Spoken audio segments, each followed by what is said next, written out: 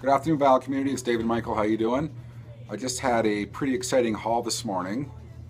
I'll skip all the, I won't go too far into detail as to not bore you, but I was up bright and early this morning. I had a follow-up appointment at the hospital, and this guy had an ad, and kind of buried within what he had. He said he had some records, and gave him a call, and it wasn't far from where I was. I haven't actively gone out looking for collections in quite a long time. Probably like, let's see, it's December 1st today. Probably I want to say since early summer, actually. I have not kind of been pursuing collections per se. Sorry, one second. Oh, by the way, cheers everyone. Good afternoon. So, I picked out some pretty nice titles I didn't have. And when I say this is a mega haul, it's not quantity, it's quality to me personally. So I'm going to get right to it here. I got a copy. Yeah. Here's Little Richard. It's an original Specialty Records pressing. I believe I want to say 57. But it's on Specialty Records. It's a US copy.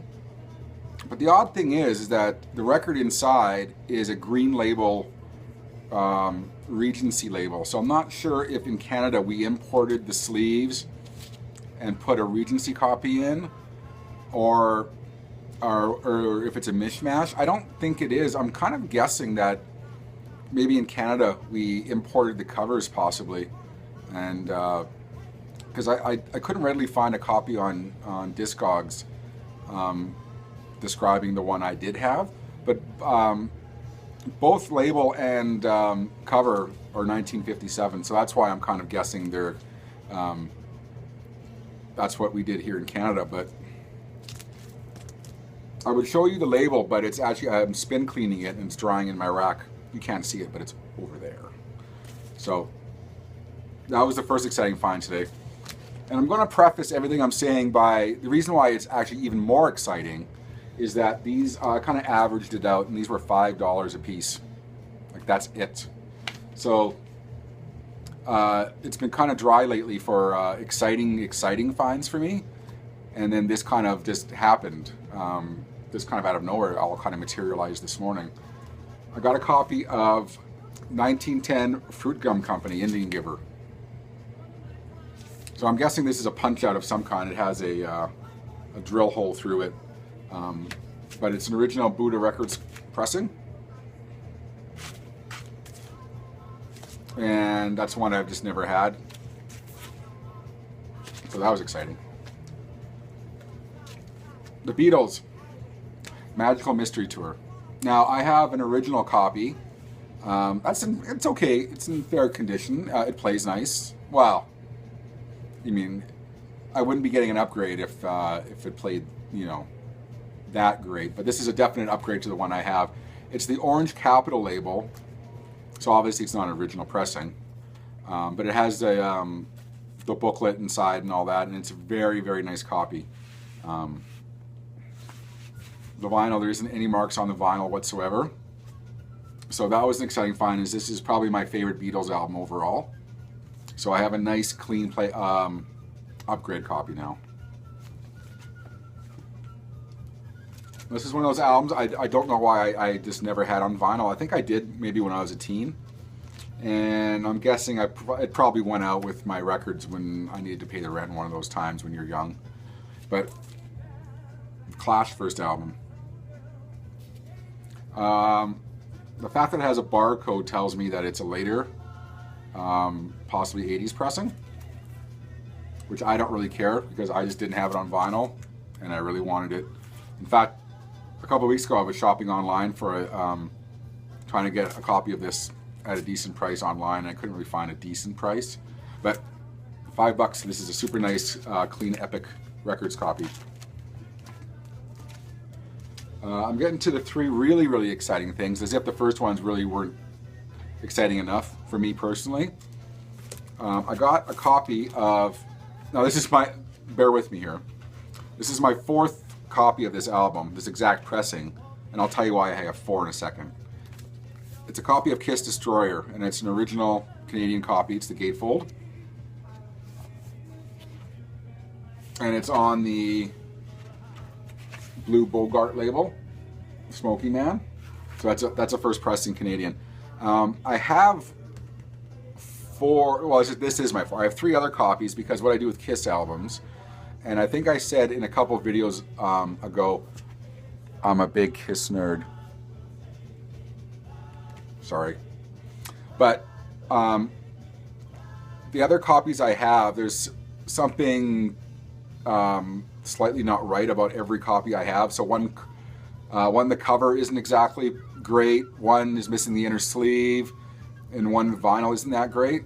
So I'm gonna Frankenstein a copy together, and I'll have one perfect copy, and the other ones I can give away or sell for $5, whatever. I'll do something with them, but I only ever need one copy. So this will actually complete a perfect copy of first pressing Kiss Destroyer for me. So that was exciting for me for the reasons I just told you. Now, the first Rush album. Of course, I was hoping this was a Moon Records pressing. It wasn't. But what was weird when I looked it up on Discogs, it's on Mercury Records, but there's something with the printing on the label. The printing's on the underside, or I can't remember on the upper, I can't remember. But the one with the printing, I think on the upper side is like a $10 record. And this one, with for some reason the text on the bottom of the label, this is really nerd stuff, I know, is for some reason it's like, I think the Discogs median price is $50, $49, something like that. And this is an absolutely really incredibly nice shape. There's the Mercury label for you. And in fact, I only have the box set version of this that came out a couple of years ago, so I don't actually have an early pressing. So I do now. And this brings me to the last one, and by no means is this the most exciting find, it just is, this is what I'm playing right now. The Corporation.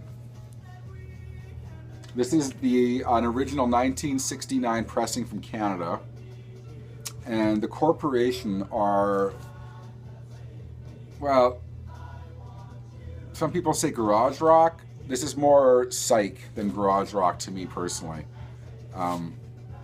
It's an absolutely fantastic record. In fact, all of side 2 is one song. They do a cover of John Coltrane's India. But like I said, it's a very psych album to me. I think garage rock is just thrown in for, I don't know, because they look kind of, I don't know, the way they look maybe, I don't know. But that was a super exciting find. I've never actually seen this copy in person before. So that was a super nice find. Yeah, so there you go.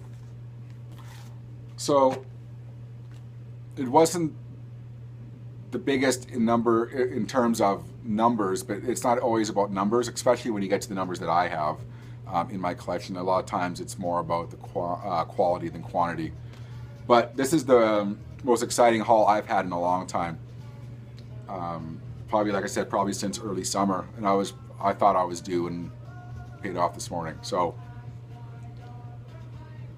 here's to answering vague ads online. So there you go, that was my morning. So I hope you enjoyed the video. I'll probably be posting another one next week. I don't suspect I'll have any more finds worthy of filming a YouTube video. But I hope everyone's doing okay. So this is David Michael from the Vinyl Community. Take care, everyone.